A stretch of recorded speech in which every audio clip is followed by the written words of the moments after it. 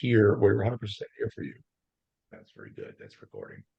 Um, so off the top, with that in mind, does anybody have any questions about any respond rules, anything that's going on in Fortify, anything you've tripped across that you have that maybe looks new on the platform?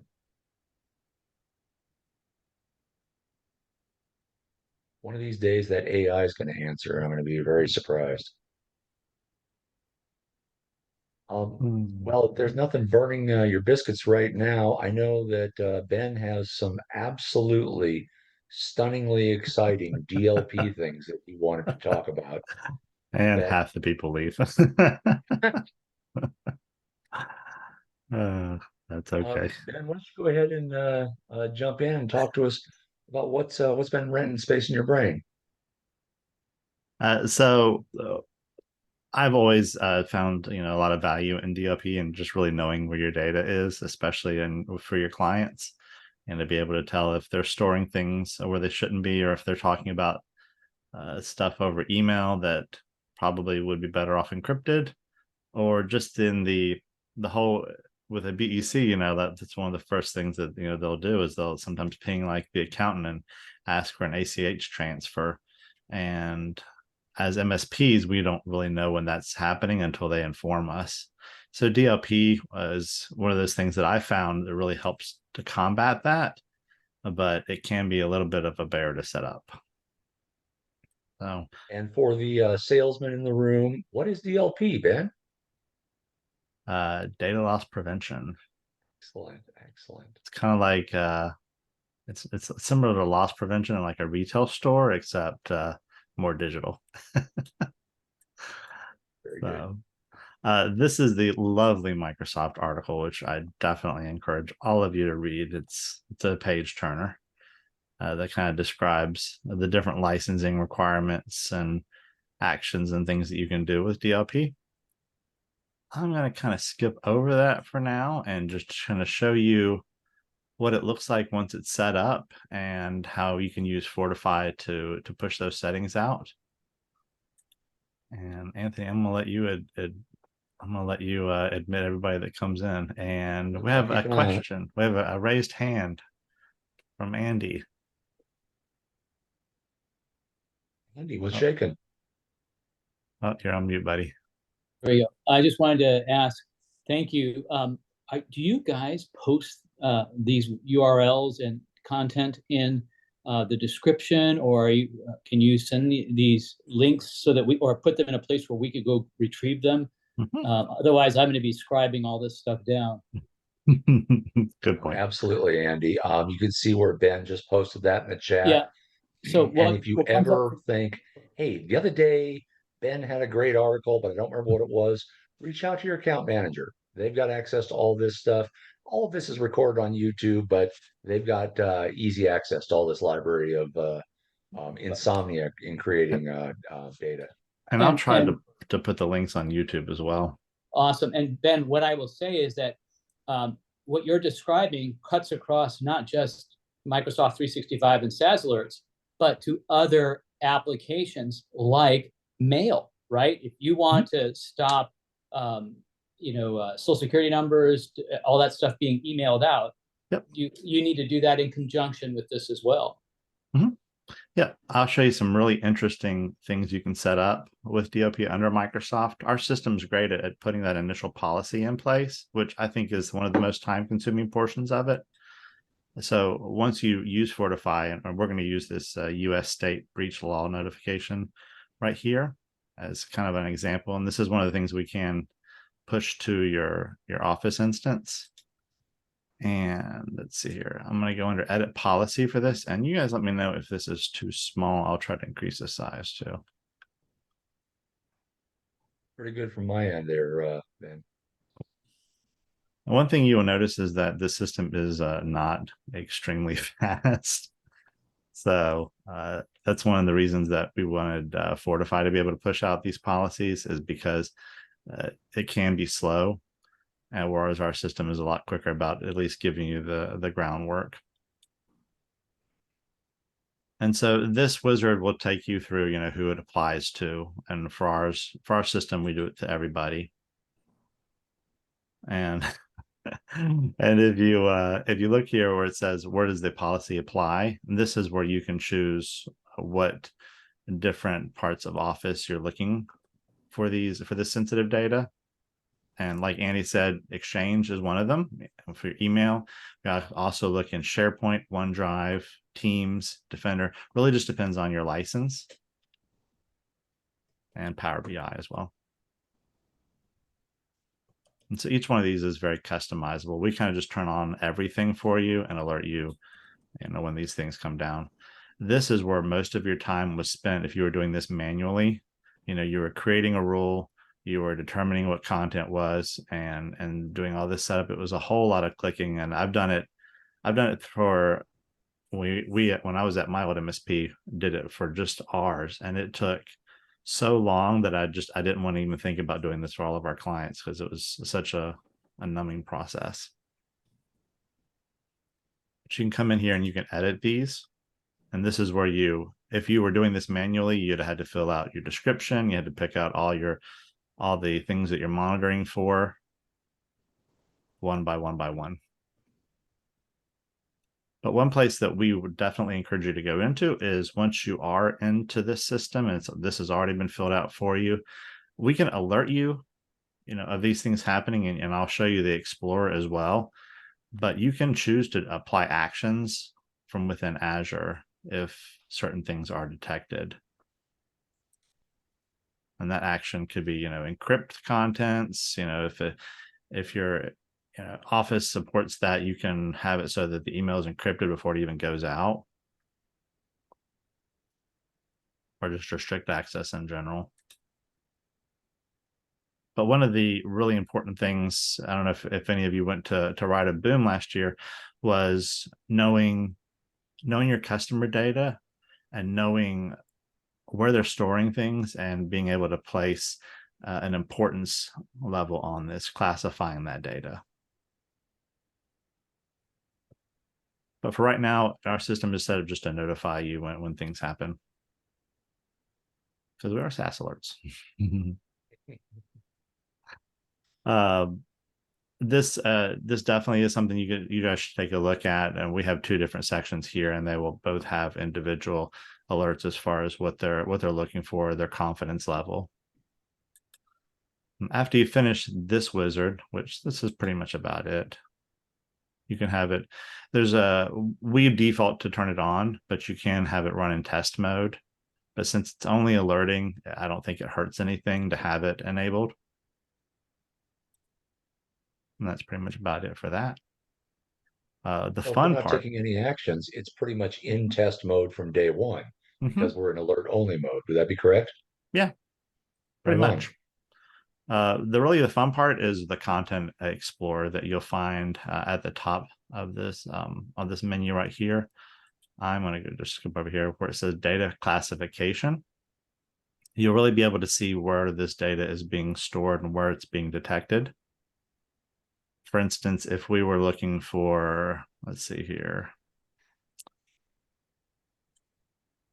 Let's say general passwords. And this will tell us we have a couple in Exchange, a few in Exchange, one in SharePoint. And this really depends on your licensing level. Ours is a little high. So certain license level may let you view the file. Certain things may just tell you where it's being stored. But with this level, we're able to drill down into our SharePoint file folder and into the file itself and see that content that it's referring to.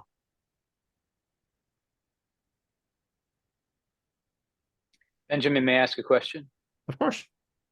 What happens if we set a policy in SaaS Alerts and then either nefariously or innocently, they go in and make a change to the DLP policy in M365? How does that reflect back in SaaS Alerts?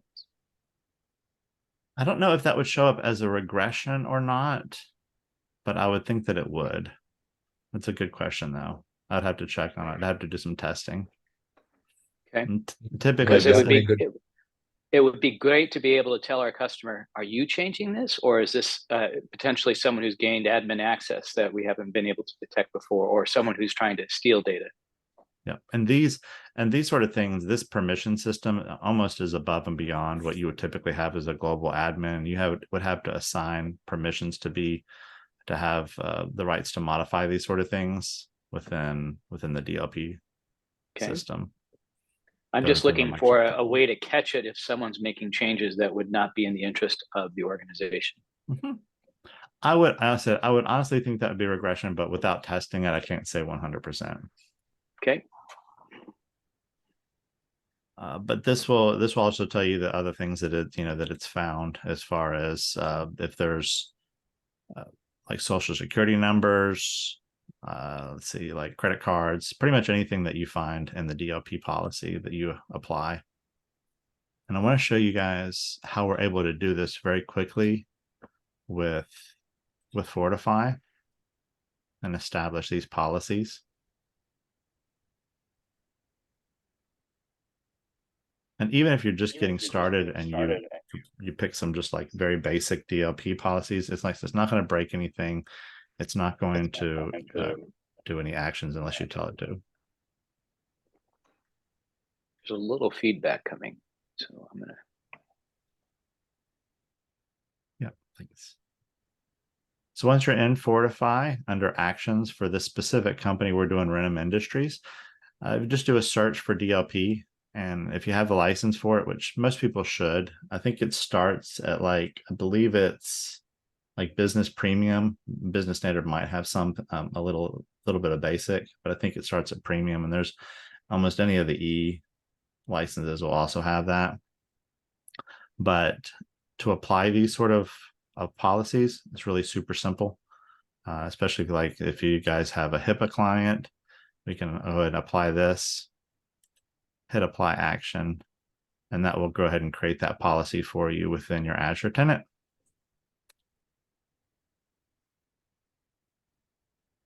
We can see that happen in here. It's pretty fast. And it's also easy to roll these back. So if you decide that you don't want to do this, you can, if you roll back the policy, it'll just remove that from Azure. Are you able to apply multiple policies? Mm-hmm. As many as you want. Okay. Yep. So I'm thinking about compliance. So I could say HIPAA and let's say California privacy as well, if that was there, or PCI compliance on top of HIPAA, for example. And there's that new FTC. If you guys have run into that with any of your clients, it's also something that we can roll out too. Great. And yeah, just to do multiple ones, select whatever one you want, hit apply, and it's off to the races. We can come back to our policies. And there's the one that we just added a second ago. There's a HIPAA.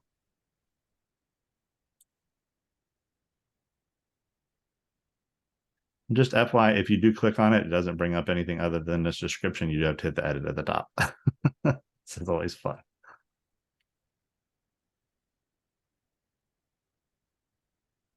And there's your HIPAA right there. And this is editable too. If you did want to add additional things into this one policy, you're more than welcome to. But this is kind of what we pulled from as far as recommendations from Microsoft. But PCI is one of those policies as well. It's not necessarily labeled as PCI in our system currently. I believe it's just called DLP. Yeah, right there. Intra DLP policies are created. But I'm going to get them to change the name because that's primarily for PCI.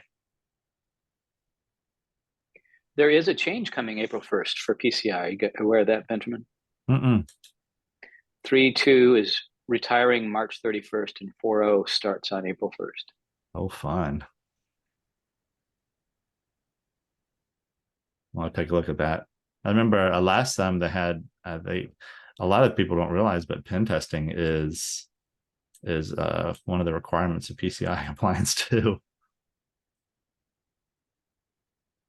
Yes, it is, and it's wonderful how there seem to be a lot of solutions coming on market for automated pen testing. True, that's very true. But anyway, you can see that we saved a lot of that legwork for you as far as setting that up. If you were to do this manually, it really is a giant pain. It comes down to creating a rule, giving it a name, select your conditions, contains, give that a name, select your information type, select what you want. So it's a whole bunch of clicking. We try to save you. Do you guys have any questions about the DLP or any of this process?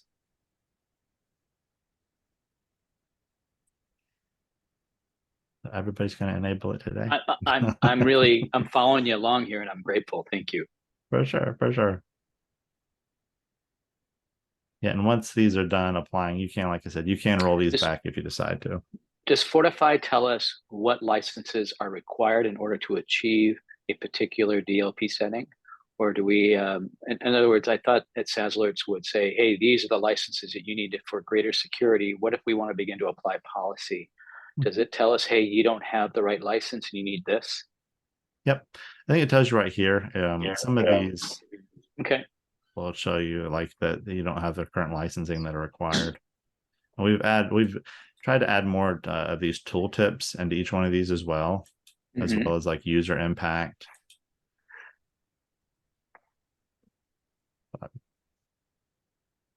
Because yeah, if you look at the DLP license documentation, it's a little confusing. This is an article that I found that kind of breaks it down very succinctly. Thank you for putting that in the chat. For sure. Ben Mukund had a quick question that I thought was kind of interesting. Based on everything that our platform is seeing, thank you, Alex. What's the average score for clients? What are we seeing? And I'm not going to call 45 paltry, but it's a great jumping off place to get some higher numbers. So, yeah, 45.7. Thanks for pulling that up, Alex. You're a little bit quicker on the draw than me. And that's kind of what we've seen, where we've looked at how many people are actually using MFA. It's about a third. About a third of the people on our platform are using MFA. The secure score is hovering around under 46% as an average. We can do better, and we can tighten up our clients and be safer. And as Ben shows us, we can do this quite a bit more automatically and save some time and tighten those numbers up. So, everybody wins when that happens, is my opinion. Do you guys have any additional questions either around DLP or Fortify that we can take a look at for you, or that sit in the back of your head? What direction do you see Fortify going over the next the next quarter? Is this just adding more Go ahead. Yeah, I'm going to say I was talking to our lead developer on Fortify the other day. Great guy. Worked with him 10 years ago. Lucky to be able to snag him back recently. And I asked him, okay, how close are we to being built out? When is the Fortify module going to be theoretically done?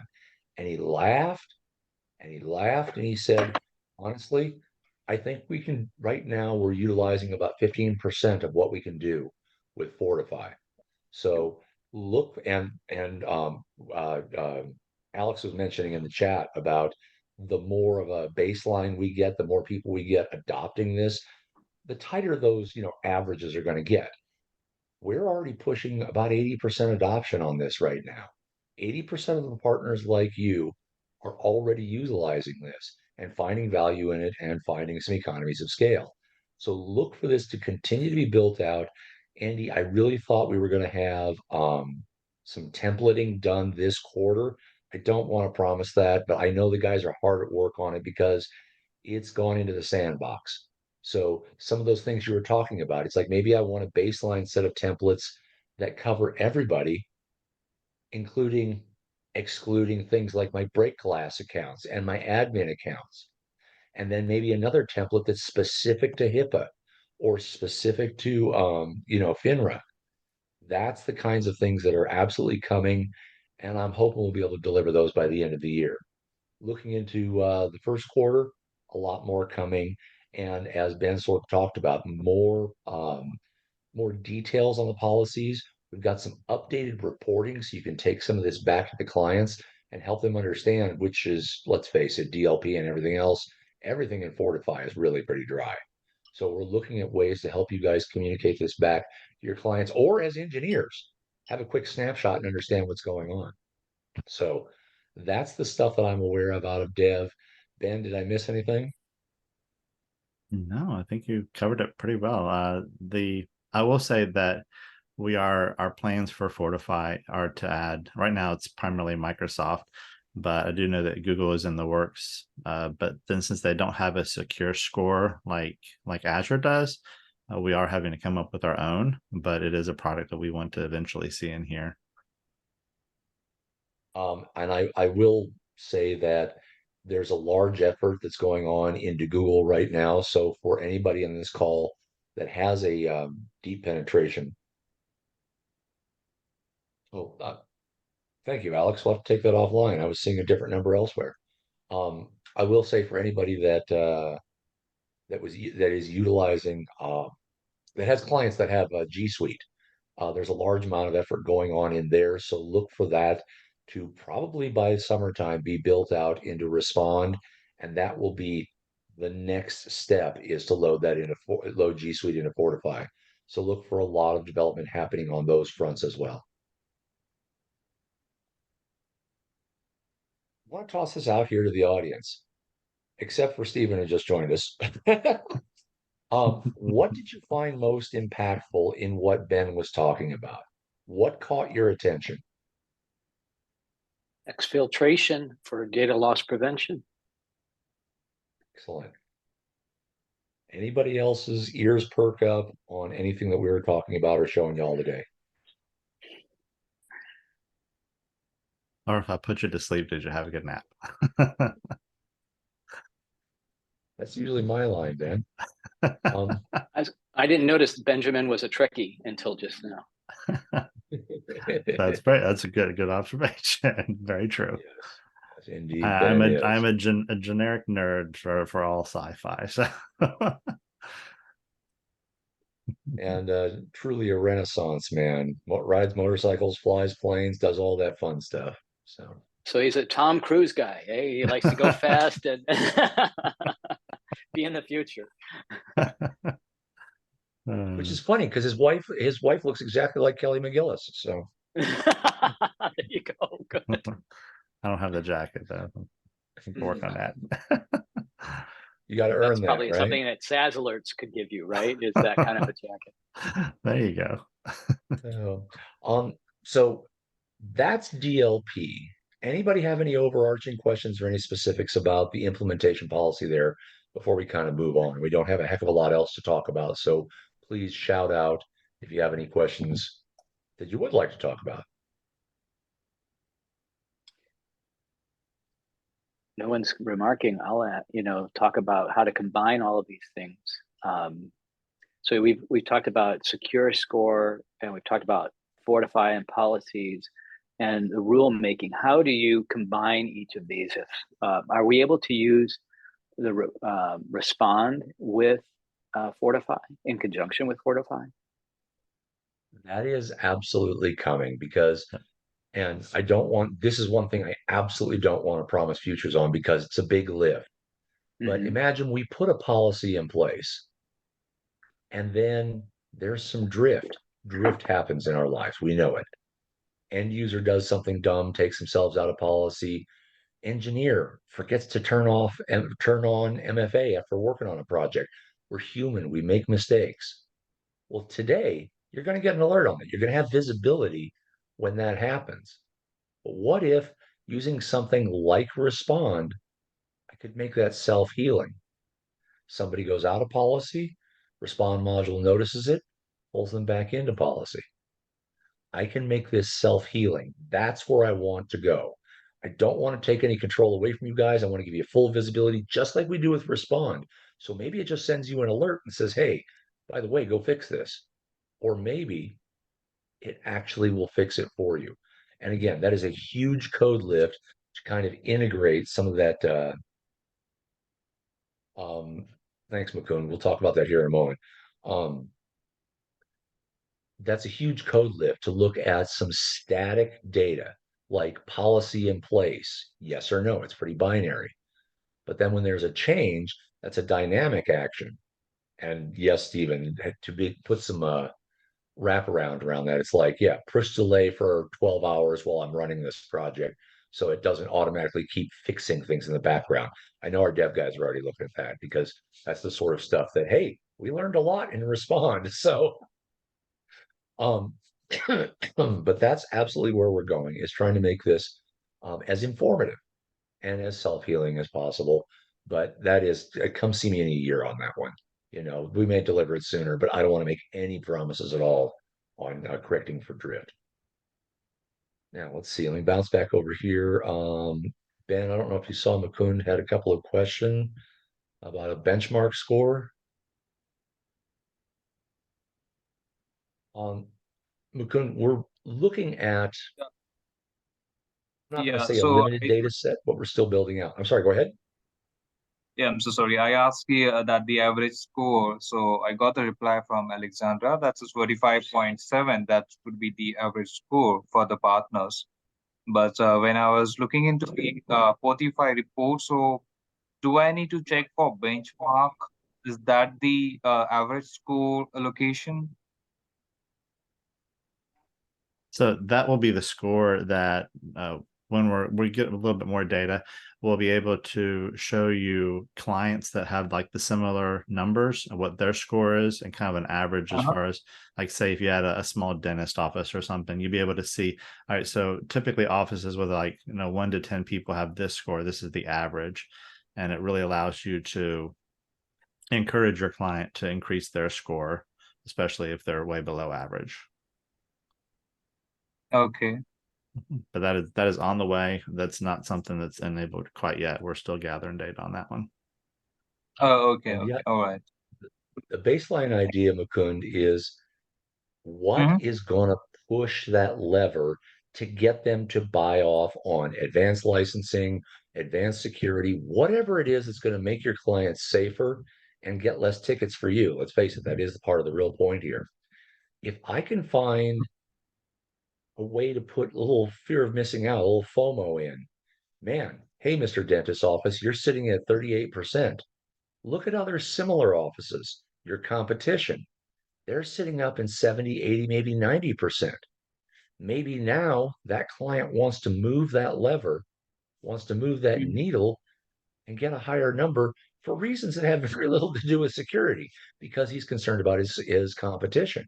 Whatever it takes, we want to give you as many tools as possible in those reports to explain it 3 different ways to try to get their attention and try to, again, get them to buy off on as much security as possible. Yep. Got it. Correct. Um, Stephen and Enrique, I see you guys were able to join us. Thank you so much. I know you joined a little late. We asked at the top of the call if anybody had any questions. And since you are the last ones through the door, any questions, man? Anything going on? Any questions about Respond or Fortify? Anything that we can talk about here while I've got a technical audience? Quick question, if you all know anything regarding Microsoft or Azure changing their policies when you're using third-party IDP, as far as detecting that you're not using MFA, which obviously dings your score and causes other issues. Um, Enrique, I don't have any knowledge of any changes in the policy there. I know historically, and like, let's say the last 2 years, IDP flowed through to Microsoft as third party, and it was fairly generic. They didn't pass a lot of information along to Microsoft. So our MFA reports were kind of handcuffed by that. We were limited by that. But other than that, the last thing I looked at was there's third party, there's legacy, and there's current implementation of enabling an application. And I know they're headed towards making some changes with Fido and everything else, but I don't know how that's going to impact the actual implementation and enablement of MFA. Ben, have you tripped across any dark web articles about that? Not so much there, but I have heard that Microsoft's removing, I think, like the P1 license restriction for the MFA reports, and they're also going to start rolling out some additional conditional access policies for even lower license levels. But I haven't seen a solid date on that. You know how Microsoft sometimes works. They'll tell you they're doing something and it'll be a while before it's implemented. So I do know with Fortify, we can help you provide Microsoft with that information, but so that they hopefully shouldn't ding you on, with that, but I don't think they recognize it still, Okay, thanks. unless anybody else has heard anything differently.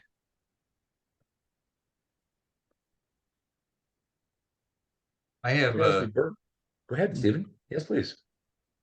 I have two quick comments. Are you guys going to be integrating with Evo? I have to bubble that up to Adam, our MSP tools guru. His goal, I'll be honest with you, Stephen, is to integrate with every MSP tool published, period, full stop. The mechanics of getting there obviously are going to be a bit, but I know he's working on that because your MSP tools are as important or maybe more important than any one of your clients to have that internal visibility.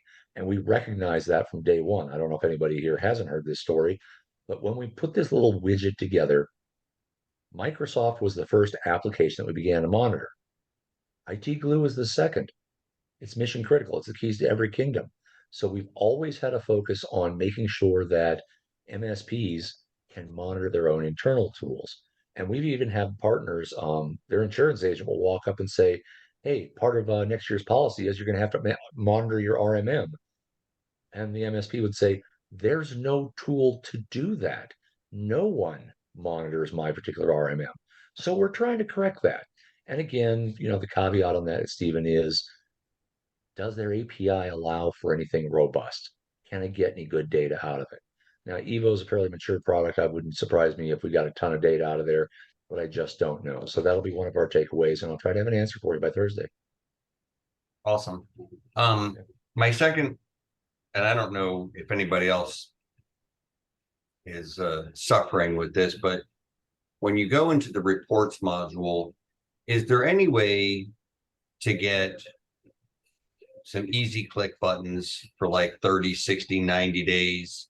Or, if I'm looking at multiple different reports within a singular client to maintain, my reporting dates?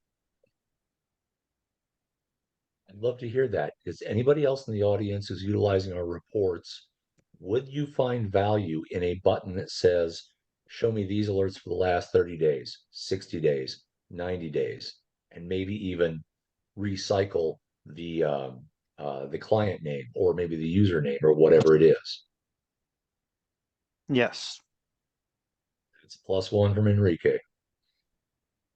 Thanks for the support, Enrique. Appreciate it. You're welcome. Anything that simplifies life with a one-click button like Staples is good.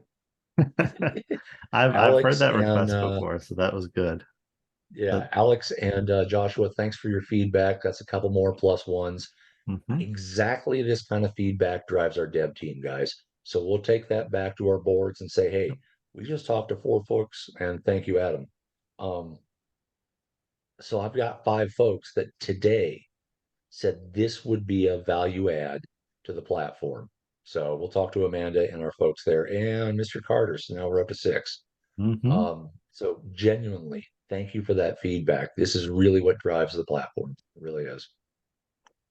And then, I mentioned it last week, just in chat, though I don't think it got acknowledged, but I think it would be really amazing if there was somewhere where we could all post the types of custom alerts and stuff like that we're respond capabilities that we're building.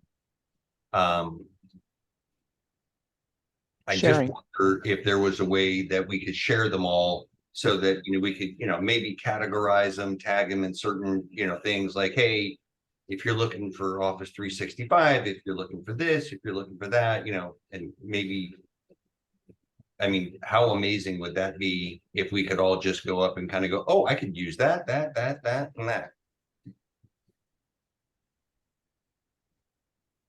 100% agree. Supposedly a while back that I asked, I was told y'all were gonna use one of the communities you already had, whether it was Facebook or something else, because I said this would be great.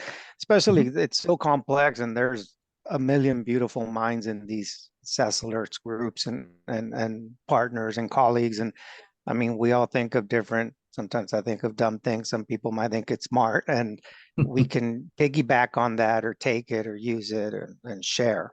Absolutely. Security never sleeps, and Enrique is going to see something first the rest of us haven't, and we are all going to rob from him, and our clients are going to be safer for it. That's exactly what we want here. No, 100%. No joking aside. We've got a Slack channel, and I know Alex has invited a whole bunch of folks there. We also have a Reddit channel and Reddit subreddit, and we've tried to direct people there. And for whatever one of those social engineering reasons, thank you for putting that in the chat, Alex. Um, we're just not getting a lot of traction in there. We're just not getting a lot of conversations in there. And maybe I need to jump in there once a week and tell a bad joke or something. But we definitely want that for our partners because, again, we keep our finger on the pulse of the MSP community and security as much as possible. But you guys are the boots on the ground. You're down in the mud. You're going to see it first. And things like the token thefts we've been seeing for the last year. One of our partners brought us what seemed like an impossible hack last November. And it took us weeks to figure out how the bad guys were getting in. But that's where we spotted it was from feedback from guys like you, guys and gals. So absolutely keep that feedback coming and dump it into Slack, dump it into our Reddit. We've got folks that monitor that full time. So please keep those conversations going. I think something more on the line of, I mean, I'm not a big Slack user. I know a lot of people do, but something, I don't think it's as friendly as to have a repository. And I think something more like forum based. Yeah, and that's something we've looked at, and it's without having a full-time Ben to watch that. I've already got Ben's calendar completely booked out doing other stuff. So, it really is tough to get a moderator to jump in there full time. But thanks for sticking with us. We're going to continue to try different methodologies, and we're going to try to find something out. Thank you, Alex, for noting that we're going to reach out. Alex, I would say talk to Connor about what she's seeing with one of our other MSSPs and how they're addressing this, because that might be something to discuss. Sounds good. Thank you, Alex. Really appreciate it, and I'll hit you up offline on that. Guys, we've got plenty of time here. Anything else that's rattling around your brain? Any word on my awkwardness, red wording? I was looking at that ticket the other day. I'd have to take a look and see where we stand with that, Enrique. Okay, thanks. Yep, haven't forgotten you. Yeah.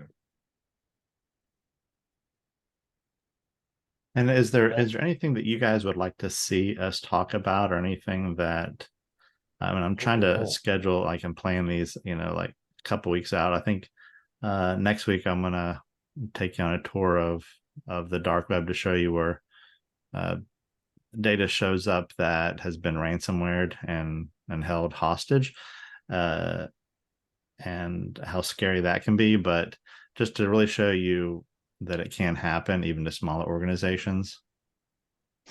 But if there's something else you guys would like to see, I would be happy to take a look at for you. Hey, These guys. Ben, our friend Dustin asked, is there a way to identify or find which event a respond rule responded to, triggered on? Can you show us there in the analyze module how, or where would you go there? I would jump in the analyze module because that's one of my favorite modules. You are correct. Let's go ahead and let's do that. Great question, Dustin. Because when we first started Respond, there was a lot of stuff buried into a single ticket or into multiple tickets, and it was quite confusing. And I'm really very, as an end user, very happy with how our dev team put this together to give us visibility of the triggers and then the remediation, and was the remediation successful, and what else was going on in the world at that moment. Yep. So you can do it a couple of different ways. You can jump into your rule here and click on this little button. This will show you the last 7 days that it triggered. And that will No kind of idea that button was there. yeah, it'll kind of fill out the information for you here. But the thing is, the way it does it is it puts the search right there. So if you decide, hey, I'm going to adjust my date to make this a little bit more back in the past, you do lose that search criteria right there. But if you run the report and let it finish the thing, you can reapply that search. But like Anthony said, if you filter by products and you select, if you go all the way to the bottom here, you'll see our respond. And then you can see that there was the different alert types, and that's respond, alert, triggered.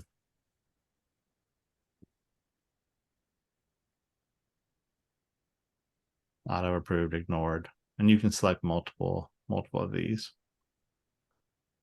Not to distract from talking about the rules being triggered, but that analysis, date range, and respond pull down from the application, that's your internal oversight. You ever need to know which one of your engineers turned a rule on or off, crafted a rule, edited a rule, that's all captured there, and it'll be there for a year like everything else. I'm gonna adjust my screen here a little bit. But so say that you do find ones that are listed in here. This will show you all the times of the rules triggered. Once you're in here, if you click on this little, I don't even know what this, 2 circles or an S, I'm not sure what this is. If you click on this icon, it will show you a list of the events of basically what triggered it, and it's also its surrounding events. And here in the future, this will be more tuned into only showing you what triggered. But it's sometimes helpful to know if an event did trigger, what triggered it, and what happened before or after that as well. And what we're looking for there is, okay, something triggered, the remediation kicked in, the remediation successful, hooray. But in that minute or few minutes the bad guys had their mitts in, what did they do? What can we see quickly and easily for this one user? That's the idea of having this last 24 hours visible. Yep. Or click a fly out and it'll take you back to 7 days. So you can identify what's normal user behavior for this particular account and then what's not. Yep. So in this instance, this is looking for any sort of description containing PowerShell or Azure Portal. And one of the first ones that you'll see right here is an Azure Portal login successful. I think we've talked about this rule in the past.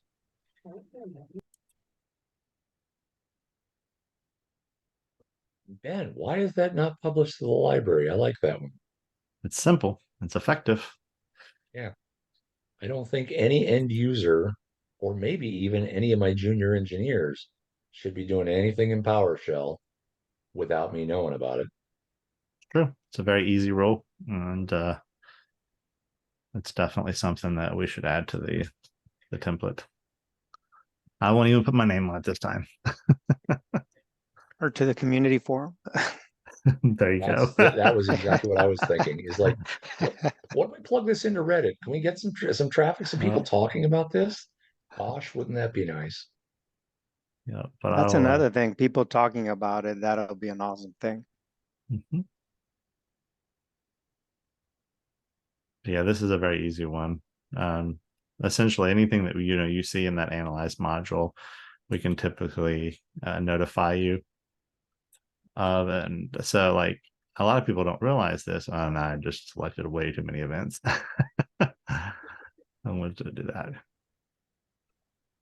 That when you're looking at these descriptions right here, and this is your description with that filter, and this is your additional description detail. So any text in here, you can create a respond rule on as well. Yeah, we can use the filter funnel to look for Alexandra at successful SaaS Alerts manage, anything like that that's in that field. If you haven't played around with the filter, that's one of my favorite additions to Respond. Super powerful. Mhm. And speaking of super powerful, I agree, David.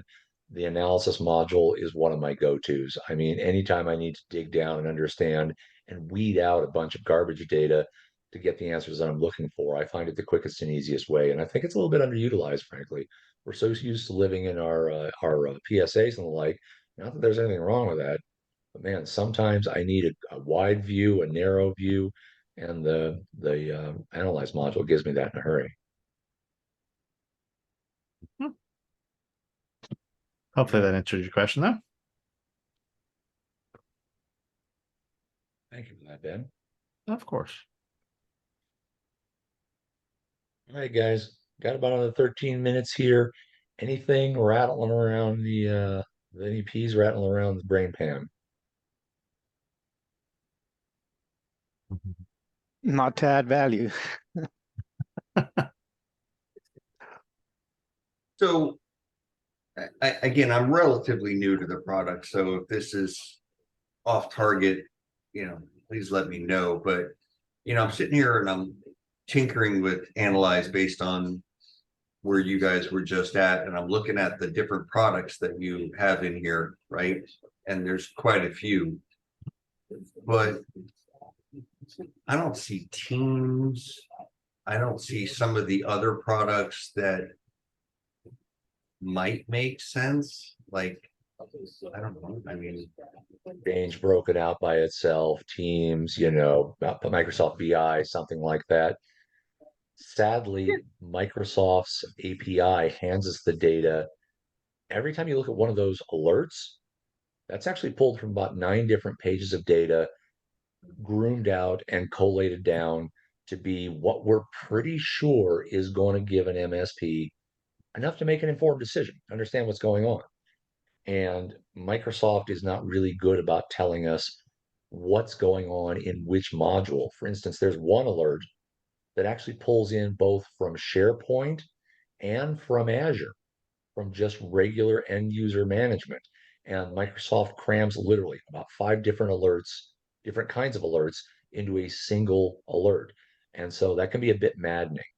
We continue to evolve, Stephen, and try to, I don't know, split the hairs, whatever it is, to give you more alerts that are more discrete and specific. But that's just one of those. It's a natural evolution. We'll find a new way to do things. We'll break that out into a new alert, and it'll just magically show up on the list. got it. And And there's I don't know if anybody else is suffering with this, but we're finding it very noisy, right? And noise is good until you become so numb to the alerts, right? That you just stop paying attention. I was just wondering if there was a way to easily set thresholds, maybe. And I'm sure with everything, it's really a matter of tuning, right? But the moment you turn it on, it is so noisy that sometimes you miss things. And I just wondered if maybe there was a phased in approach or something, where you could kind of say, hey, let's just start with the criticals and then, okay, we've tuned that up a little bit. Now maybe we can move on to the medium level, alerts. Is there a best practice? Is there?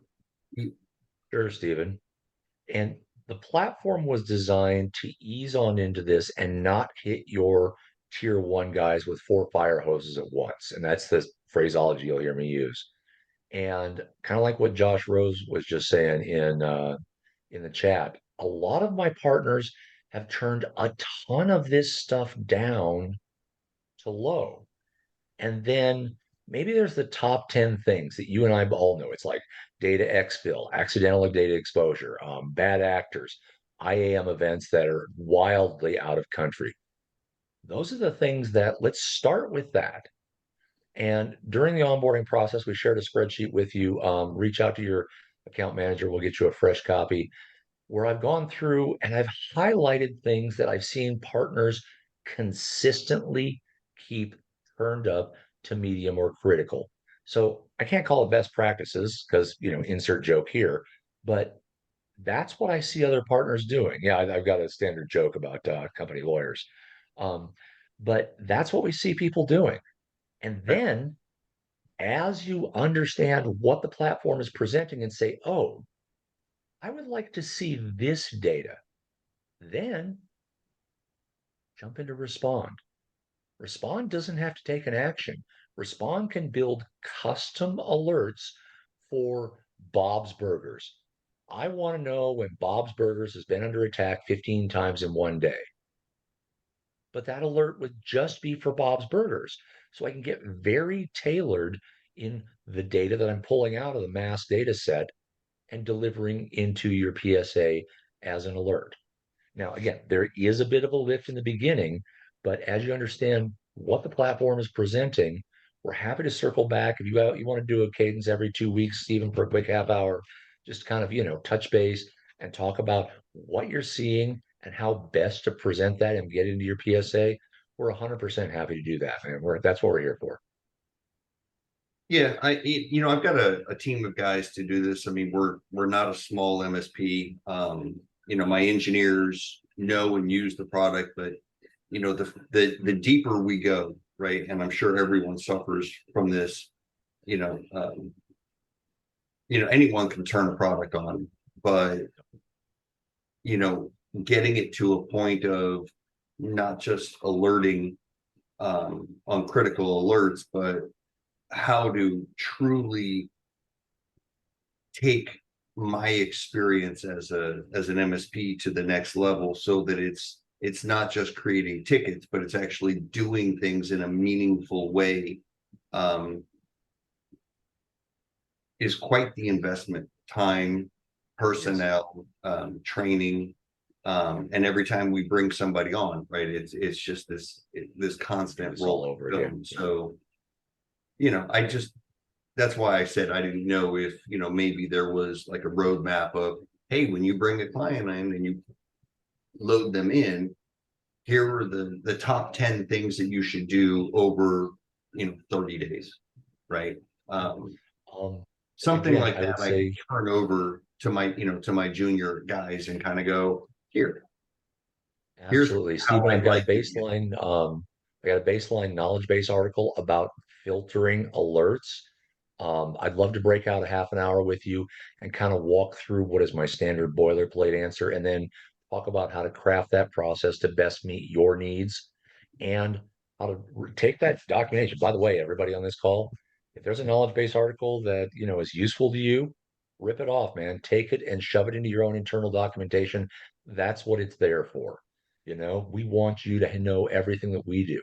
So take that, tweak it, put that in your own internal process. So next time you've got a new hire, you can point him at that knowledge base article, and maybe he can get halfway down the road on his own. Okay. Yeah, definitely reach out to your account manager, and let's jump in for a half an hour, because I want to make sure that this very complicated part of this, the noise of this platform, that we can get you on the right path. I want to make sure that you're headed down the right direction and understand how other folks are actually dealing with this. Cool. Thank you for that, Thank Stephen. you. I appreciate the feedback. Last 5 minutes, last call. Anybody got anything on their brain?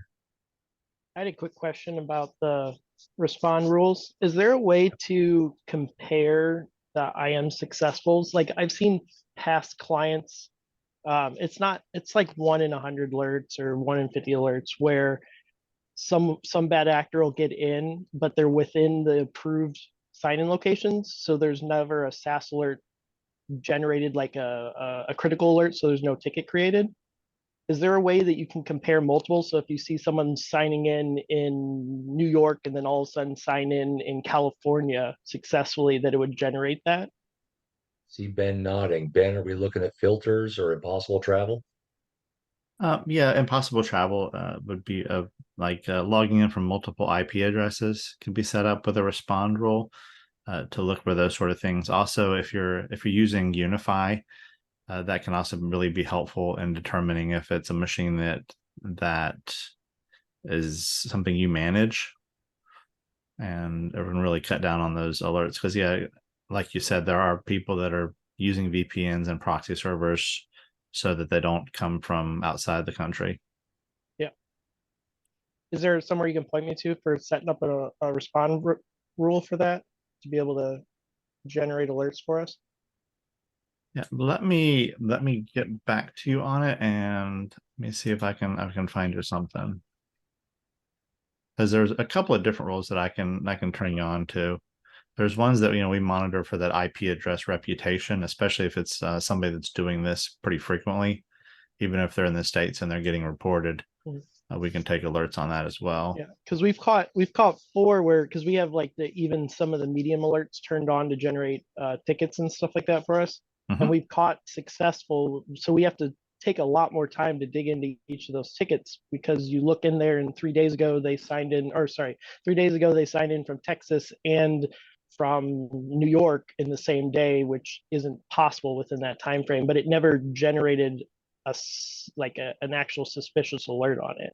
It Sure. just was a successful attempt.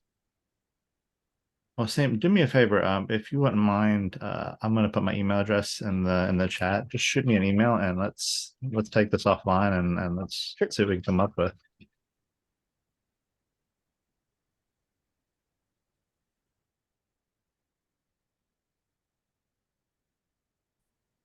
Guys, I'm going to go ahead and pull the pin on this one. Thanks for the great feedback. Thanks for the Definitely. questions and follow-ups and such.